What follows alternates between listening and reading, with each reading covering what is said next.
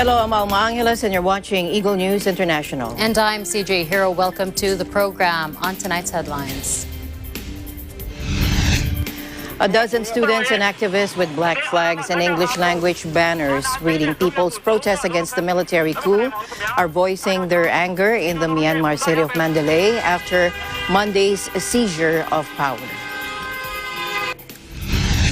Oxford University announced on Thursday it will launch a medical trial alternating doses of COVID-19 vaccines created by different manufacturers, the first study of its kind.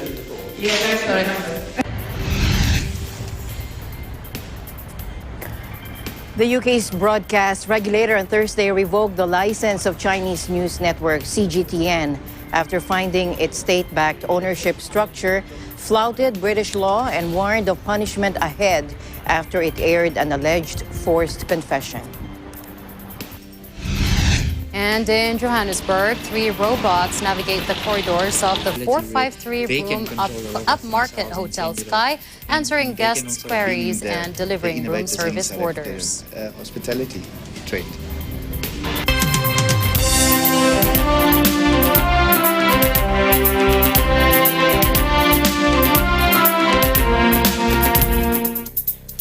The United States called on Myanmar's military to free Aung San Suu Kyi as the ousted leader was charged after being detained in a coup, while calls for civil disobedience opposing the putsch gathered pace. Take a look.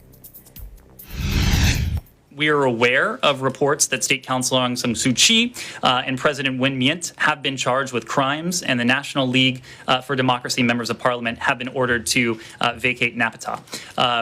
We are disturbed, of course, by these reports.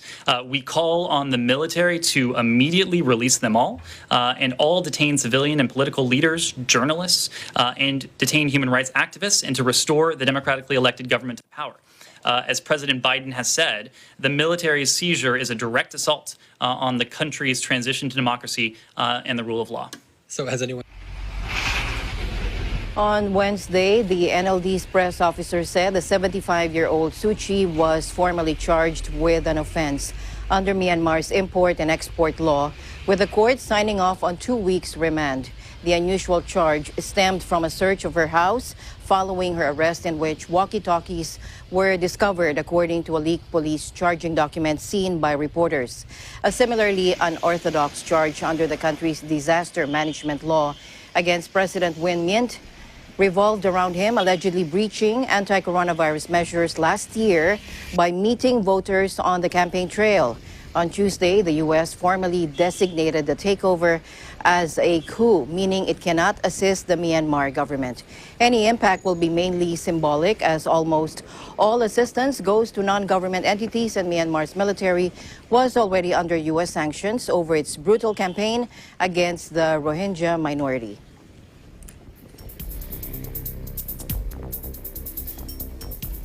Staying in Myanmar, doctors and medical staff at multiple hospitals across the country announced Wednesday they were donning red ribbons and walking away from all non-emergency work to protest against the coup. Watch this.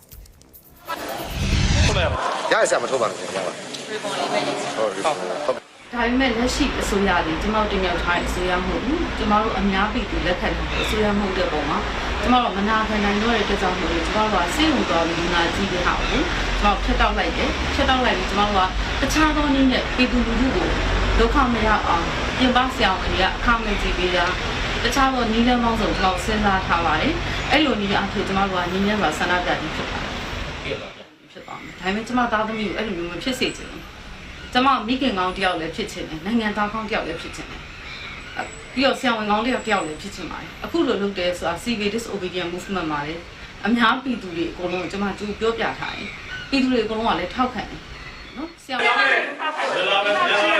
Some medical teams posted pictures on social media wearing red ribbons, NLD's colors, and raising a three-finger salute, a protest gesture used by democracy activists in neighboring Thailand, while some have chosen to bypass work altogether.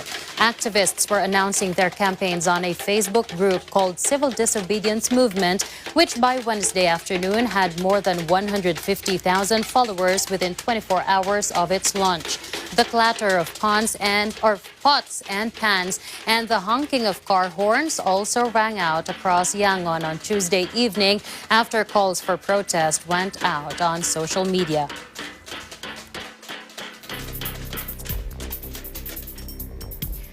A dozen students and activists with black flags and English language banners reading People's Protest Against Military Coup voiced their anger in the Myanmar city of Mandalay after Monday's seizure of power. Last night, Yangon residents also protested against the coup by banging cookware, singing revolutionary songs and waving NLD flags.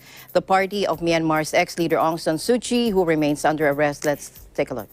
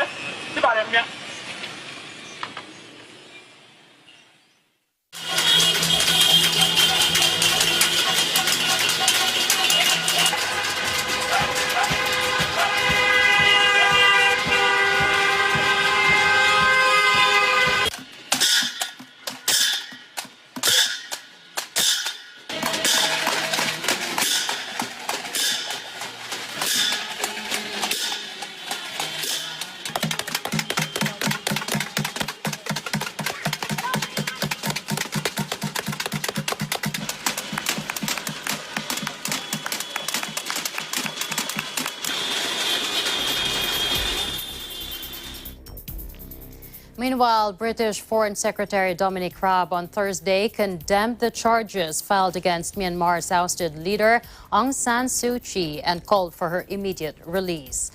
In a tweet, Mr. Raab tweeted and said, "We condemn the detention and charges against Aung San Suu Kyi and other elected officials. They must be released immediately and have charges removed."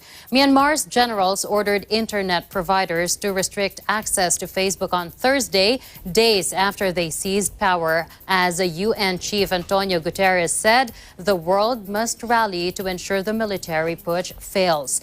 Facebook confirmed access is currently disrupted for some people and urged authorities to restore connectivity. NetBlocks, which monitors internet outages around the world, said the disruptions were also affecting Facebook-owned apps such as Instagram and WhatsApp. For many in Myanmar, Facebook is the gateway to the internet and a vital way to gather information.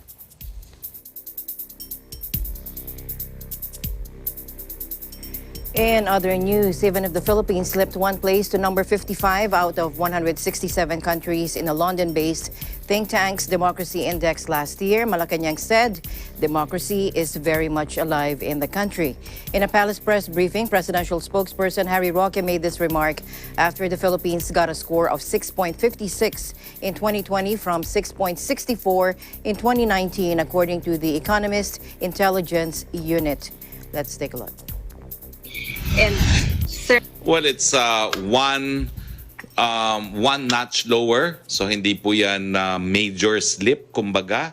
At kung titignan po natin ang datos, no, naunahan po tayo ng Taiwan, Malaysia at Timor-Leste, pero we are ahead of Indonesia, Thailand, Singapore, Myanmar, Vietnam, and Laos. In other words, ahead of almost all the major countries of Southeast Asia. So we will strive to do better, Pero that ranking po shows that democracy is very much alive in the Philippines. Our democratic institutions are working. We have an independent judiciary, an independent legislative department, and of course, an executive department that is always the victim of criticisms.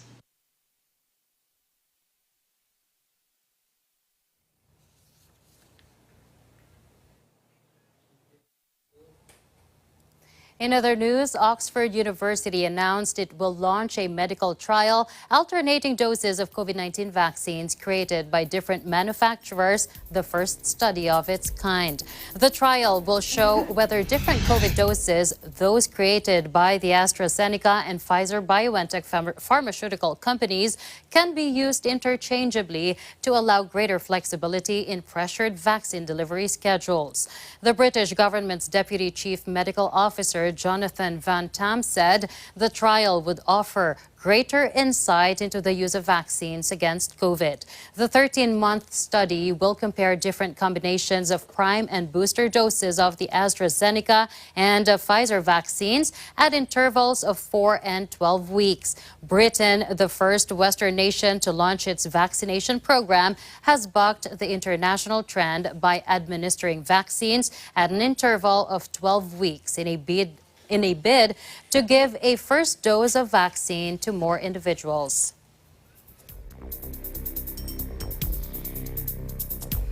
In other news, Tokyo Olympics boss Yoshihiro Mori has refused to resign after saying that women talk too much in meetings. Joining us live from Japan, here's Dennis Liu. Hello, Dennis. Hello, Alma. Good evening. Good evening, Dennis. Tokyo Olympics chief Yoshihiro Mori apologizes but refuses to resign after making sexist remarks that prompted outrage in Japan. Mr. Mori's comments, in which he said women speak too much in meetings, are the latest headache for organizers already battling public disquiet about the pandemic-postponed games. The 83-year-old former prime minister triggered further criticism when he admitted that, quote, "I don't speak to women much," in a hastily organized press conference called to make his apology. And while Mori said his initial remarks were inappropriate, he became defensive when questioned, insisting he had heard complaints that women speak at length.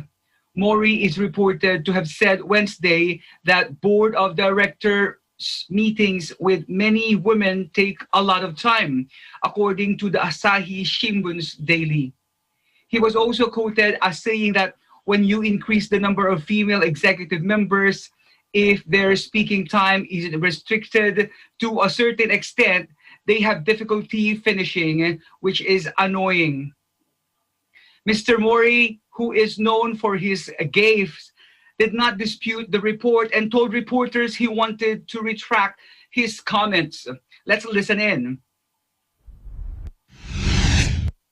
昨日の JOC 評議会での発言につきましては、オリンピック・パラリンピックの精神に反する不適切な表現であったと、このように認識をいたしております。まず深く反省をしております。そして、発言をいたしました件につきましては撤回をしたい。それから不愉快な思いをされた皆様にはお詫びを申し上げたい。辞任するという考えはありません。認識なんですけれども、やはり会長は女性は話が長いというふうに思っていらっしゃるんでしょうか。最近女性の話聞かないからあまり分かりません。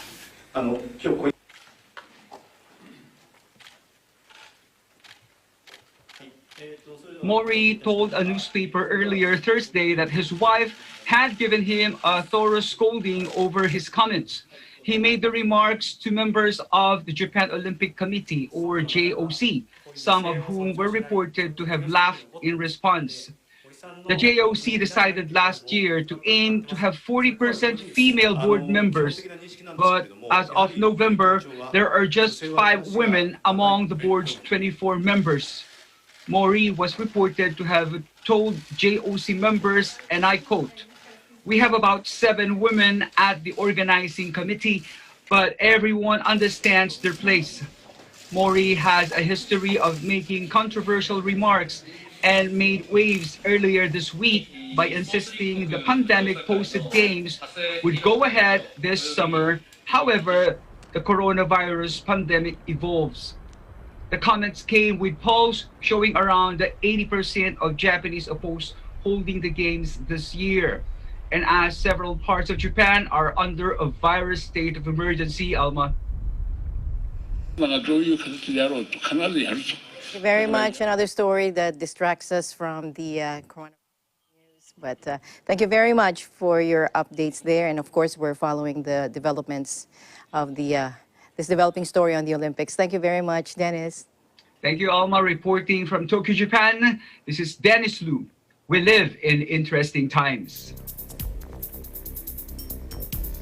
In other news, Dubai residents are flocking to vaccination centers in office towers and tourist resorts as rising infections and a desire to get back to business sweep away any hesitation over anti-coronavirus jabs. Watch this.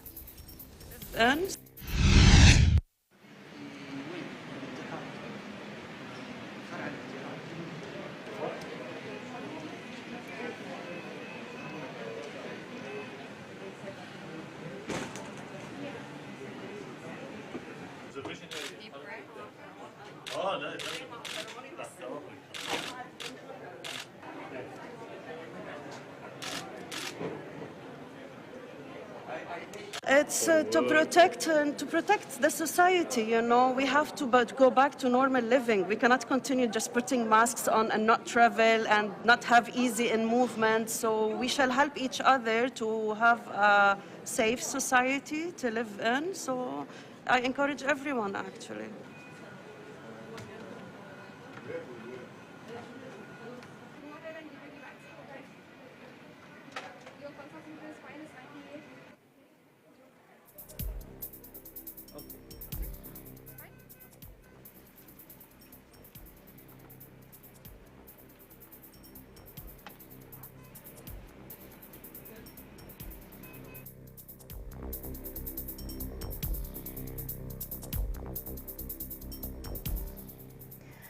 In other news, 4 people died in Ukraine after a blaze tore through the intensive care unit of an infectious diseases hospital that was treating coronavirus patients. According to police today, the fire broke out just before midnight on Wednesday on the ground floor of the 5-story building in the southwestern part of the city. 3 of the victims had been diagnosed with coronavirus and were on ventilators, according to the regional governor, quoted by the Interfax Ukraine news agency. 2 more patients suffered burns and poisoning from inhaling fumes, while 8 were rescued unharmed. The cause of the fire was not immediately known, but police said they have launched an investigation into a violation of safety measures.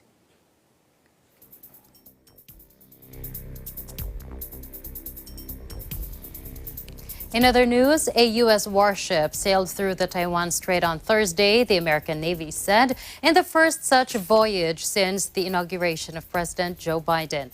The Arleigh Burke-class guided missile destroyer conducted a routine transit through the waterways separating the Chinese mainland and Taiwan, the U.S. 7th Fleet said in a statement. U.S. warships periodically conduct navigation exercises in the strait, often triggering angry responses from China, which claims self-ruled democratic Taiwan as part of its territory. Beijing views any ships passing through the strait as essentially a breach of its sovereignty, while the U.S. and many other nations view the route as international waters open to all. The voyage by the USS John S. McCain demonstrates the U.S. commitment to a free and open Indo-Pacific, the 7th Fleet said in a statement. The United States military will continue to fly, sail, and operate anywhere international law allows. Taiwan's defense ministry confirmed the journey without identifying the vessel. Beijing on Thursday said it was closely monitoring the situation. Foreign Ministry spokesman Wang Wenbin said China would continue to be on high alert at all times, respond to all threats and provocations at any moment, and will resolutely safeguard its sovereignty and territorial integrity.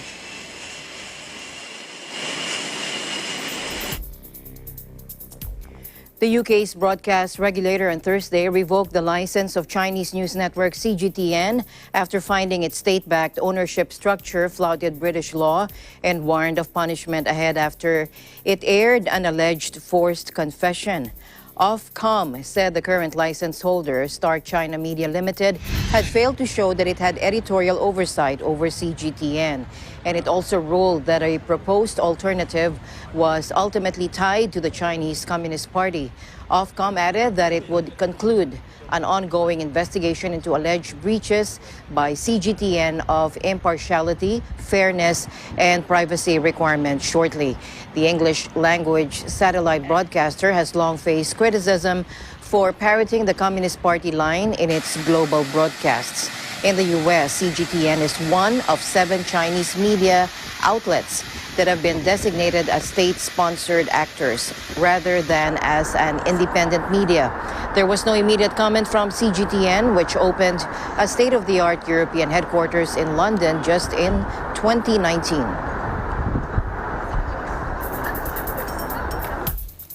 U.S. lawmakers have nominated Hong Kong's pro-democracy movement for the Nobel Peace Prize, calling the campaigners a global inspiration as they endure a crackdown by Beijing. But China said, Chinese Foreign Ministry said, U.S. is interfering in China's affairs. Watch this.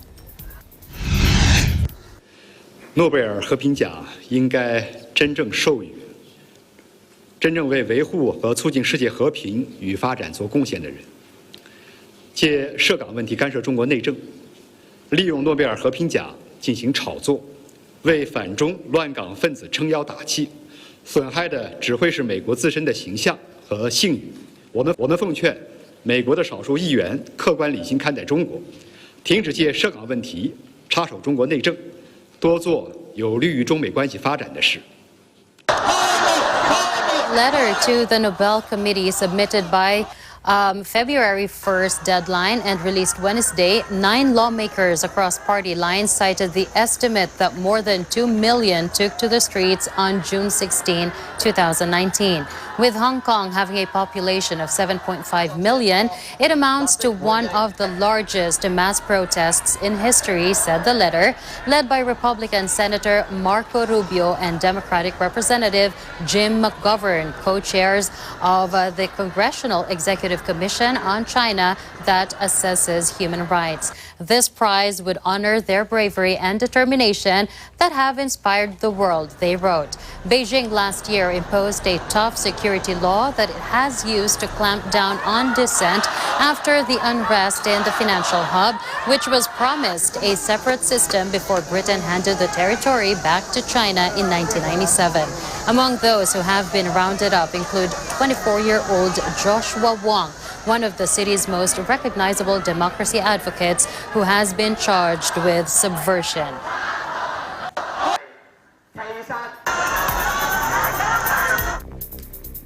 In other news, Canada described the far-right Proud Boys as a serious and growing threat and designated the movement as a banned terrorist organization. Founded in 2016 and present in Canada, the United States and other countries, the Proud Boys played a pivotal role in the insurrection at the deadly U.S. Capitol on January 6, the Public Safety Ministry said in a statement. It is, according to the Canadian government, a neo-fascist organization that engages in political violence and whose members espouse misogynistic, Islamophobic, anti-Semitic, anti-immigrant, and/or white supremacist ideologies. Public Safety Minister Bill Blair told the news conference members represent a serious and growing threat to the Canadian society. Being added to the watch list does not automatically criminalize the groups themselves, but allows authorities to seize their assets and prosecute members or associates for carrying out extremist activities. A mammoth effort by Australian firefighters saved homes from an out-of-control bushfire near Perth overnight, but authorities warned strong winds and rough terrain posed an ongoing challenge. At least 81 homes have been destroyed in the blaze at the Perth Hills on the eastern fringes of Australia's fourth biggest city, with surveys of areas burned earlier this week adding another 10 to the tally on Thursday.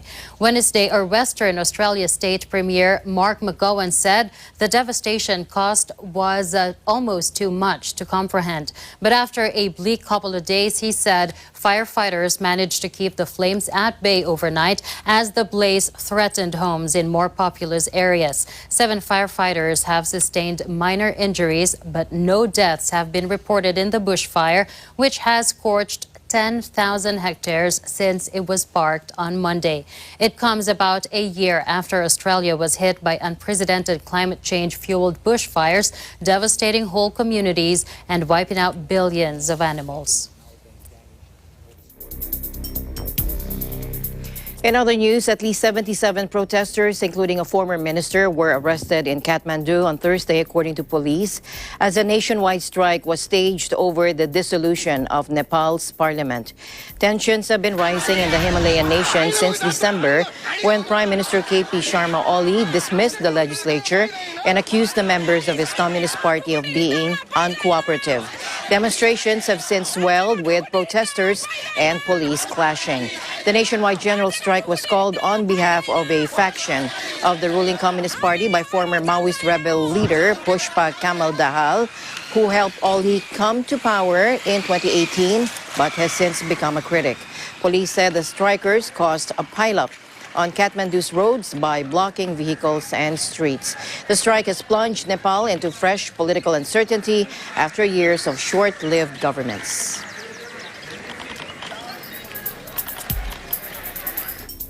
Greece and France hold a fighter jet refueling joint exercise, Skyros 2021.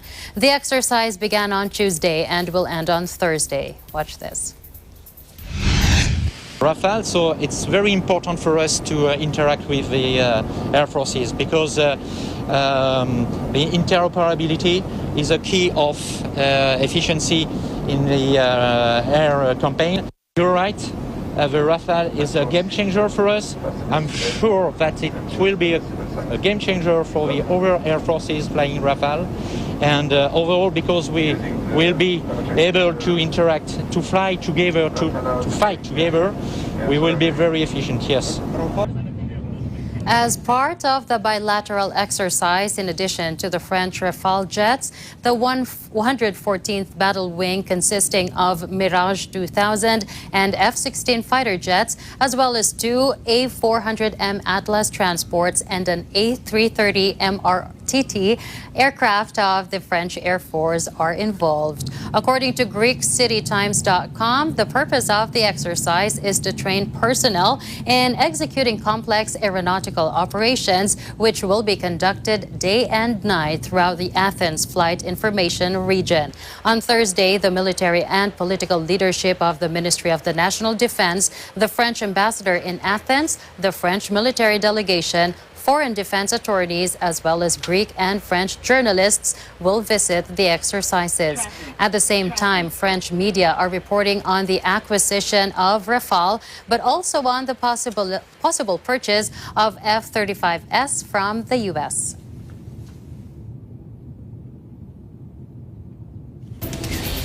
And the news continues here on Eagle News. We'll be right back.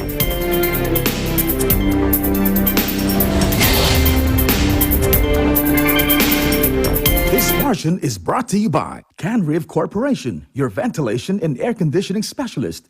Services offered: supply and installation of elevators, escalators, air conditioners, ventilators, jet towel, hand dryers, generators, access control system, factory automation, and modernization. For more info, please contact Ami Kanke at 0915-263-7198 or 0998-900-3224.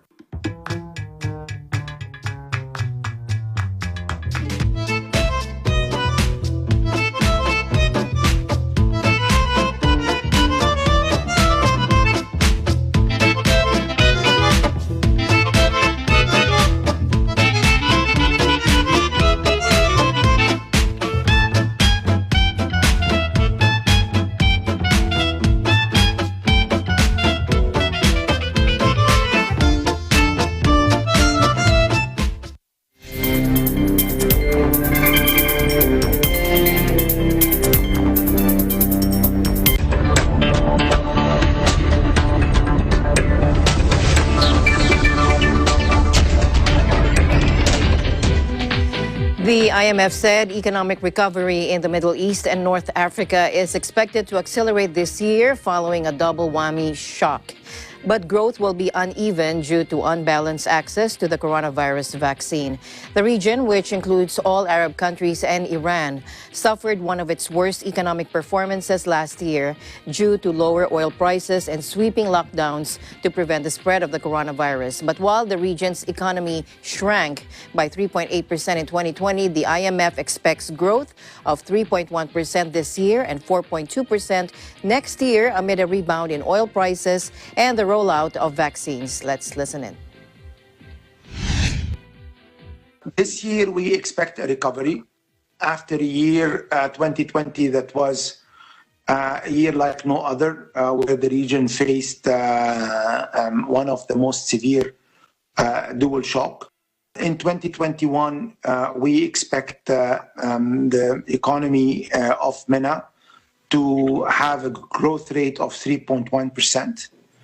And this is compared to a contraction like last year of 3.8%. In 2022, we expect growth to reach a level of 4.2%.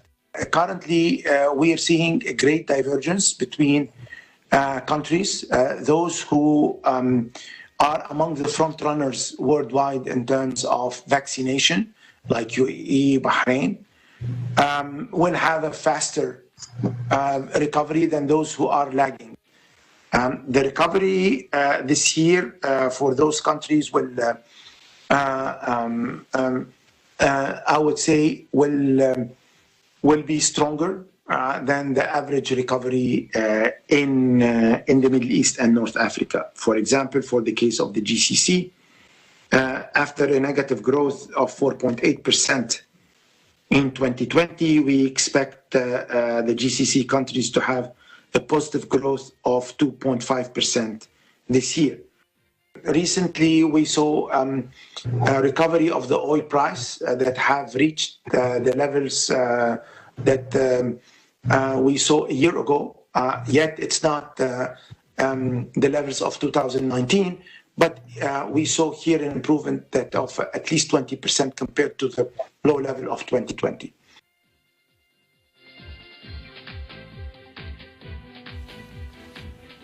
Meanwhile, Royal Dutch Shell dove into a net loss of $21.7 billion in 2020, the oil giant announced Thursday, as the coronavirus pandemic slashed the global energy demand.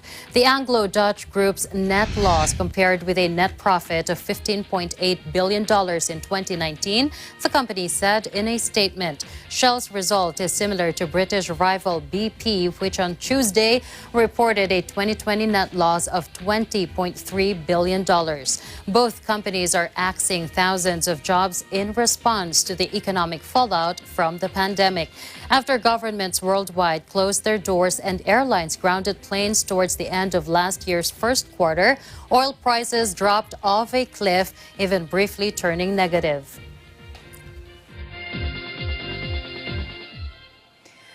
The economic toll of the coronavirus pandemic has hit especially hard in Brazil's favelas.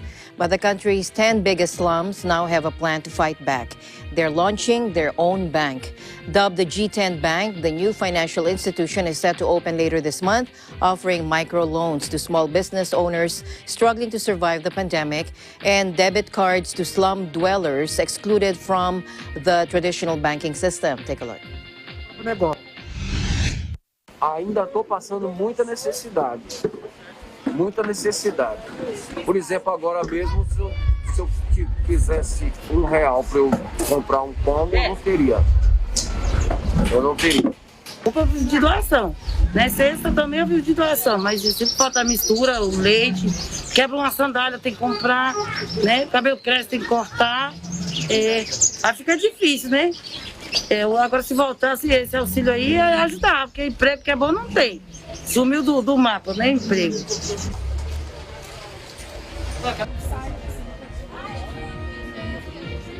a gente se juntou ao G10 das favelas para a produção de marmitas solidárias que são doadas diariamente na comunidade desde o início da pandemia.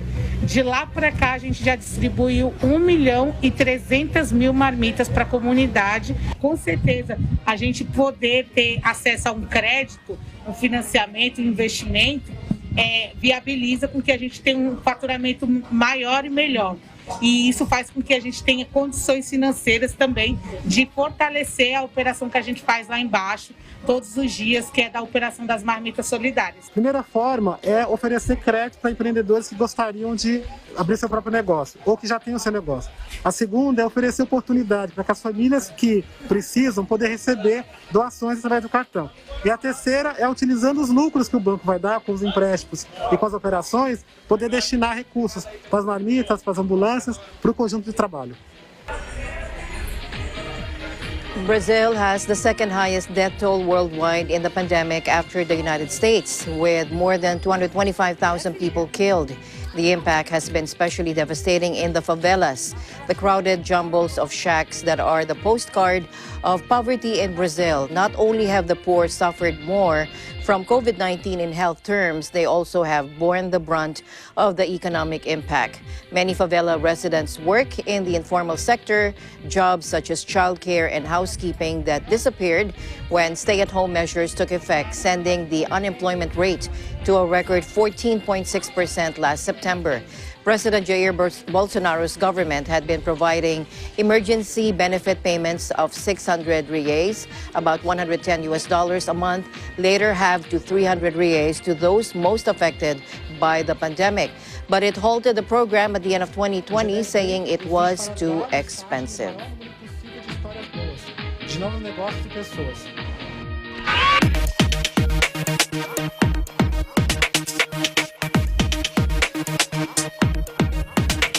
Meanwhile, demand for electric vehicles soared in the EU last year as buyers took advantage of government subsidies for clean cars aimed at helping manufacturers weather the unprecedented hit from the COVID-19 pandemic, according to the European Automobile Manufacturers Association.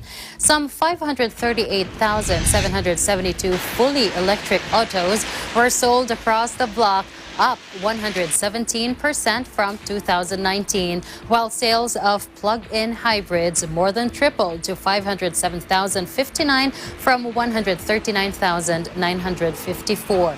Overall, sales of alternatively powered cars, including fuels like ethanol or natural gas, made up 1/4 of the market last year, a figure that climbed to 34% for the fourth quarter alone.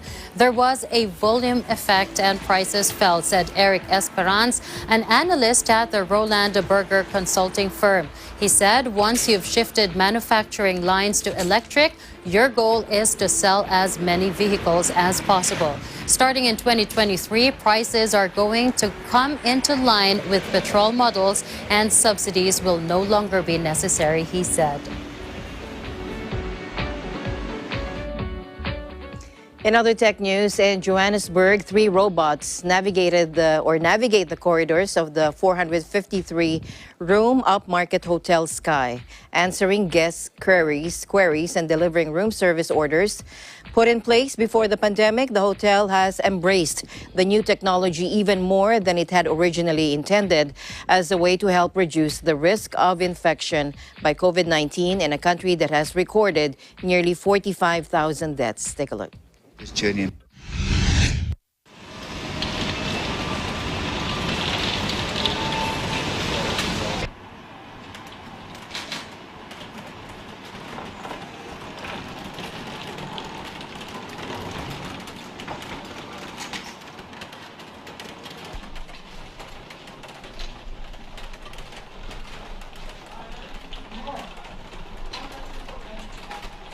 They sort of help out with the smaller things, where people need smaller things, and where staff would usually be running up to 4 floors to deliver a meal or delivering 2 meals. Now we've got the facility where they can control the robots themselves and send it off, and they can also have the chatbot answering questions that would have usually taken up time for them. What time is breakfast served? At Equinox restaurant is open from 06 H30 till 10 H30 midweek and until 11 H00 on weekends.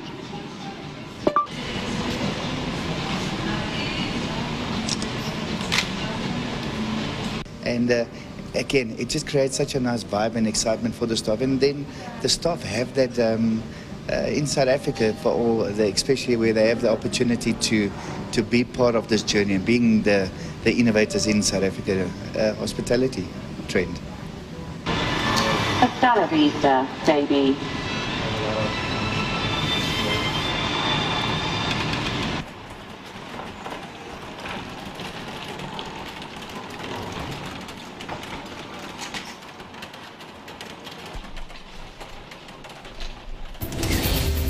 We have more updates for you. Please don't go away.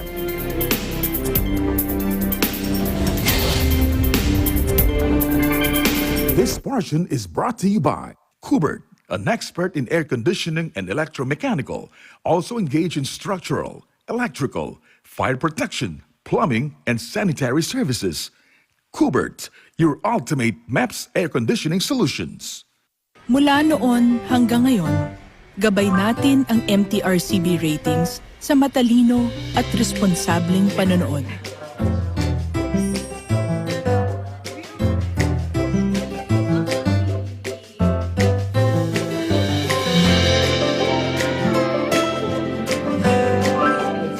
Sa tamang pagsunod sa MTRCB ratings, ginagawa nating ligtas at makabuluhan ang panonood ng bawat miyembro ng pamilyang Pilipino. Lumipas man ang panahon, hanggang may pamilyang Pilipino, andyan ang MTRCB. Totoo ang kasabihang may pera sa basura, lalo na kung magagawa ang iba't ibang bagay mula sa mga recyclable material na inaakala ng iba na itatapon na. May ilang barangay sa bansa ang nagre-recycle ng basura at makikita ang iba't ibang bagay na gawa sa basura.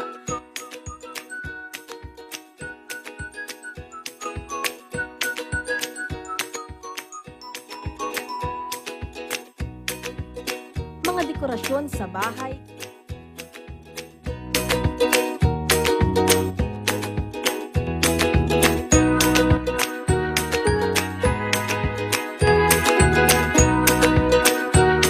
Proyektong ito, nagiging malinis ang kapaligiran bukod sa mayroon pang pagkakakitaan.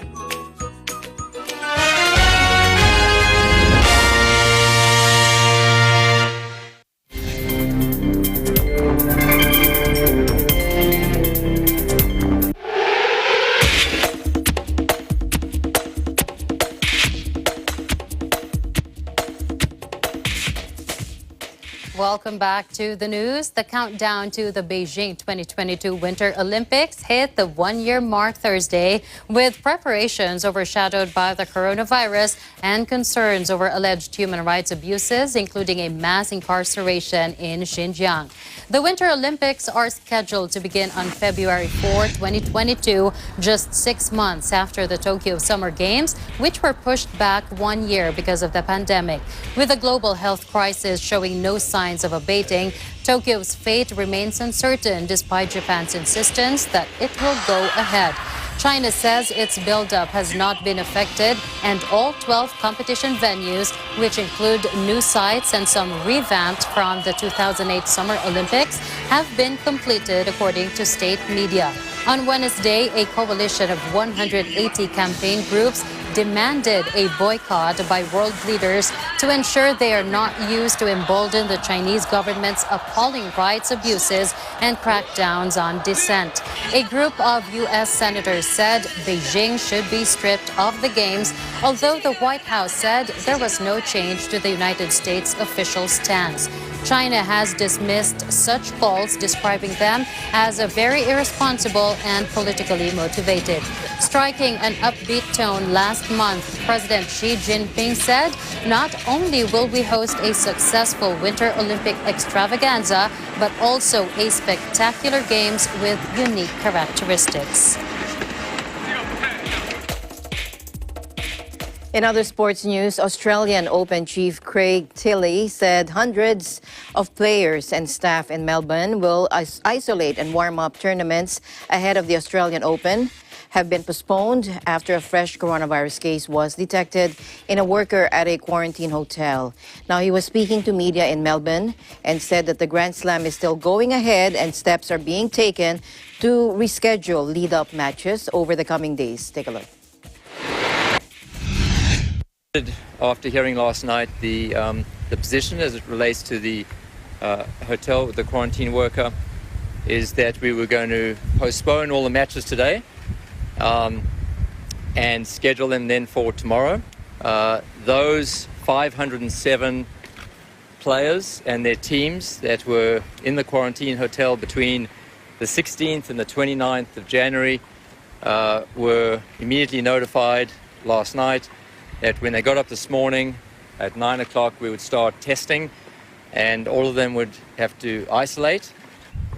This does give us 3 days for the lead-in events to complete. Obviously, tomorrow we have some challenging weather, so we've got to work around that as well. And we'll start. The intention is to start the Australian Open again on Monday. So there's no intention of changing the times for the Australian Open. Oh yeah.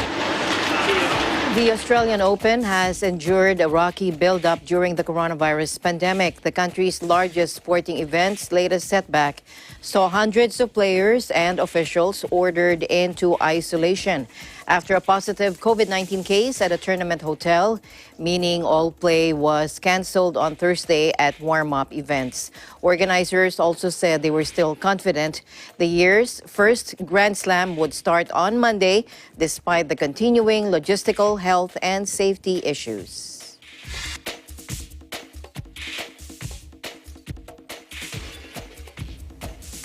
Finally, in our news, Paul George bounced back from a subpar contest and used it for motivation as the Los Angeles Clippers beat the Cleveland Cavaliers Wednesday to avoid losing consecutive games for the first time this season.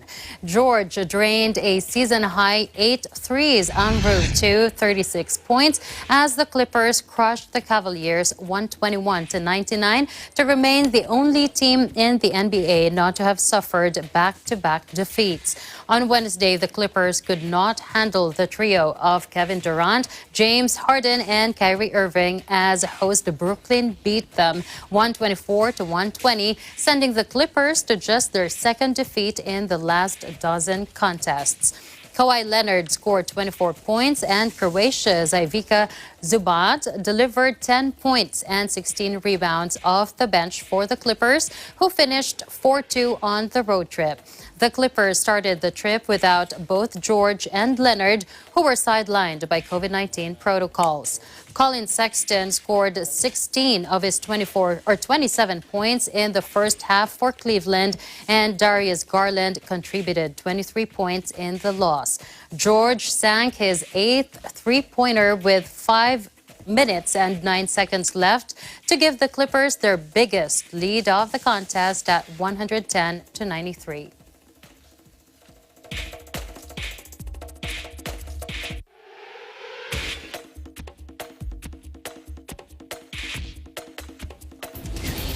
And that's it for tonight's broadcast. Thank you so much for joining us. I am CJ Hero. See you again tomorrow.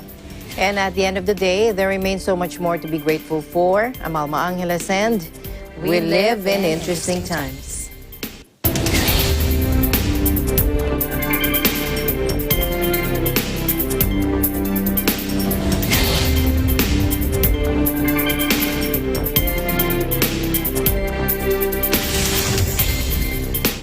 Sila ang mga kinikilalang bayaning may mahalagang papel